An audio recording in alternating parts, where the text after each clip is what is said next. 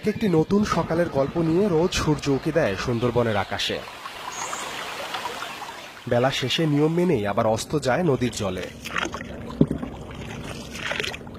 তেমনি করে জালাল মাঝিও রোজ বয়ে চলে নিরন্তর। সুন্দরবনের অদূরে কুমার নদের সাথে তার মিতালিটা দীর্ঘ 5 দশকের। অনেকটা মাঝির জীবনের মতোই সময়ের সাথে রং বদলেছে একসময় প্রমত্তা এই নদের। তখন নদীতে স্রোত ছিল, বিলি পানি উঠত, ফলিগুলো বিলি দিয়ে দাঁড়াতো, আপনার নদীতেই আসতো পরিষ্কার পানি। কুমার নদের অবস্থান মূলত 32 কিলোমিটার দীর্ঘ মংলা ঘষিয়াখালী চ্যানেলে।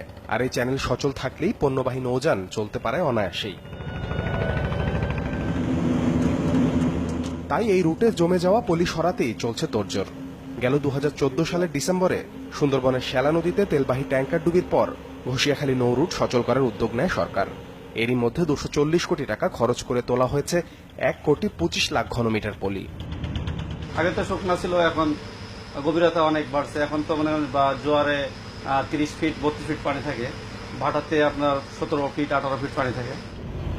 কিন্তু বিপুল অর্থ ব্যয় নদী ড্রেজিং করেও ফলাফল দীর্ঘমেয়াদী হচ্ছে না, কারণ একদিকে পলি সরাতে না সরাতেই অন্যদিকে জমে যায়। আমরা যেখানেই এখন ড্রেজিং করতেছি সেটা হলো রিড্রেজিং, কেন সিল্ট্রেশন প্রতিনিয়তই হচ্ছে। প্রচুর ক্যানেল এর সাথে সংশ্লিষ্ট আছে, এগুলোর উপরে ঘের তৈরি করা আছে। এগুলো ছেড়ে দেওয়া যদি যেত, কমপ্লিটলি উন্মুক্ত করে দেওয়া যেত, তাহলে এখানে নদীতে ফ্লো বাড়ত। খাল উদ্ধারে প্রশাসন কয়েকবার অভিযান চালালেও কাজের কাজ হয়নি খুব একটা। এই খালটি দেখে বোঝার উপায় নেই, কিছুদূর পরই বাঁধ দিয়ে এর গতিপ্রবাহ বন্ধ করে দেওয়া হয়েছে। স্থানীয়রা বলছেন সরকারি কর্তা ব্যক্তিরা খালের এই অংশটি দেখে সন্তুষ্ট হয়ে ফিরে যান, আর সমস্যার মূলটি থেকে যায় অধরাই। সমস্যার মূলের দেখা মিলল প্রায় 1.5 কিলোমিটার দূরে। খালের প্রবাহ এসে মিশেছে একাধিক চিংড়ি ঘেরে।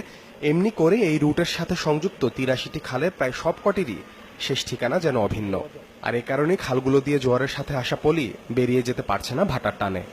সাধারণ মানুষের তো আর থাকতেছে না, এরা প্রভাবশালী লোকে ওটা হারি দিয়ে খায়, তা কিটা কারে কি করে। জালাল মাঝির মতো মানুষেরা এখানে অনেক কিছুই ঘটতে দেখেন চোখের সামনে। তাই অনিয়মগুলো বন্ধ না হলে সামনের দিনে এই পথের দুর্গম ভবিষ্যৎটাও দেখতে পান তারা। সাদবিন শফিক, চ্যানেল 24, রামপাল, বাগেরহাট।